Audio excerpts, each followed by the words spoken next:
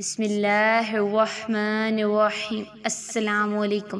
امید کرتی ہوں کہ آپ صحت اور ایمان کی بہترین حالت میں ہوں گے۔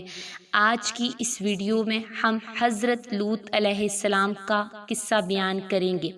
حضرت لوط علیہ السلام حضرت ابراہیم علیہ السلام کے بھائی آزر کے بیٹے اور حضرت ابراہیم علیہ السلام کے بھتیجے تھے۔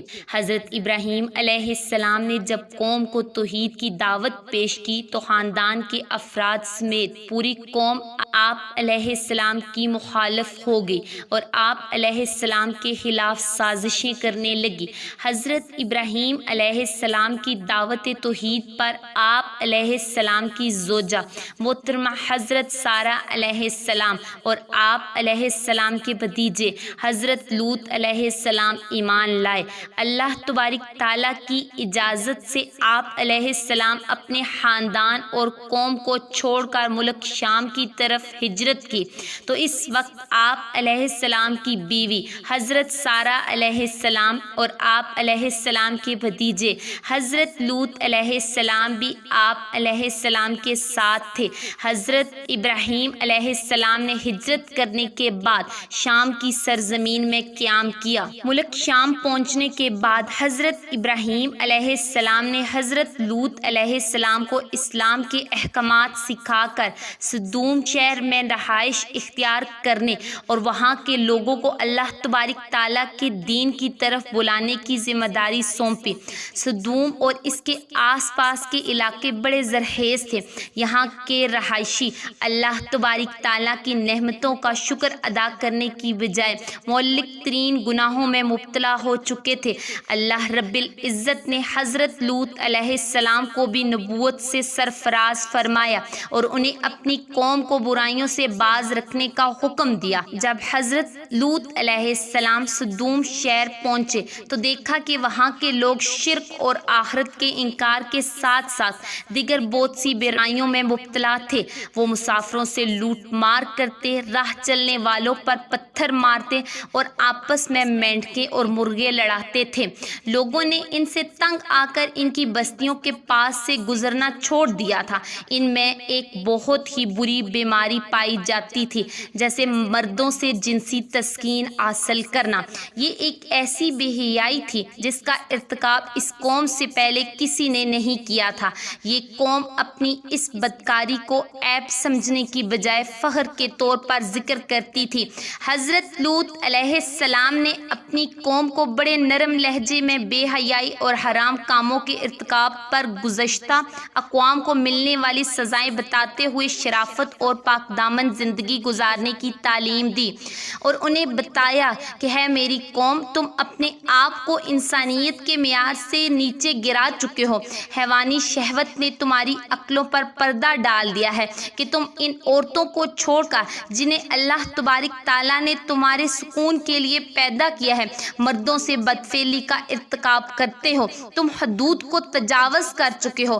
اب بھی وقت ہے تم جرائم اور برائیوں کو چھوڑ کر اللہ تبارک تعالیٰ کے فرما بردار بندے بن کر زندگی گزارو، اسی میں تم سب کی بھلائی ہے۔ حضرت لوط علیہ السلام نے اپنی قوم کو بڑے نرم لہجے میں نصیحت کی لیکن چند لوگوں کے علاوہ کسی پر بھی اس کا اثر نہ ہوا اور قوم نے آپ علیہ السلام کو مختلف تکلیف پہنچانے کے ساتھ ساتھ عذاب کا مطالبہ بھی کر دیا۔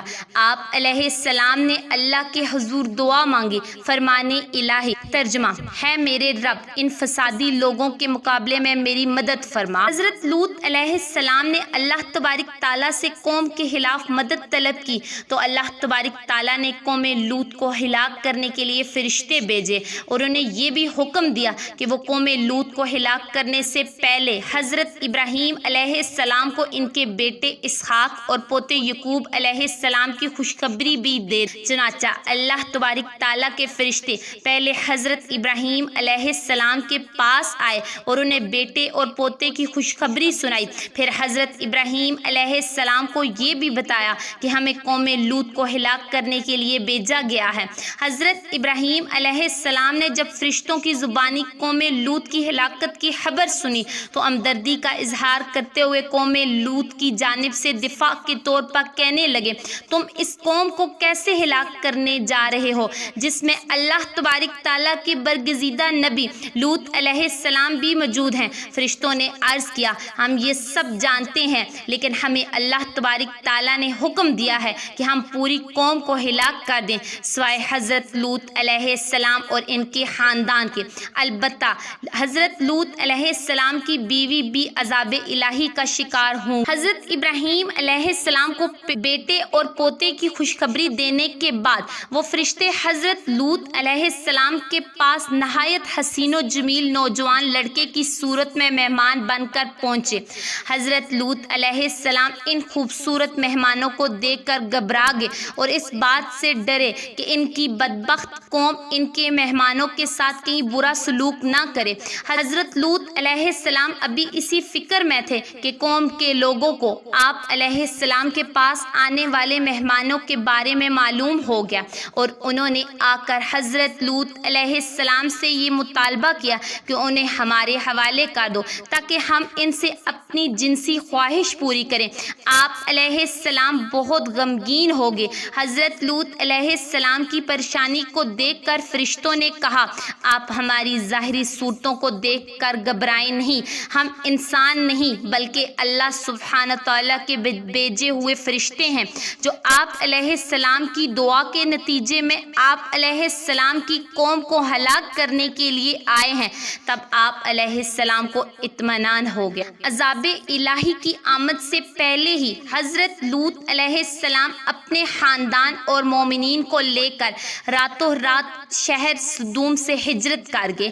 آپ علیہ السلام کی بیوی نے آپ علیہ السلام کے ساتھ چلنے سے انکار کر دیا۔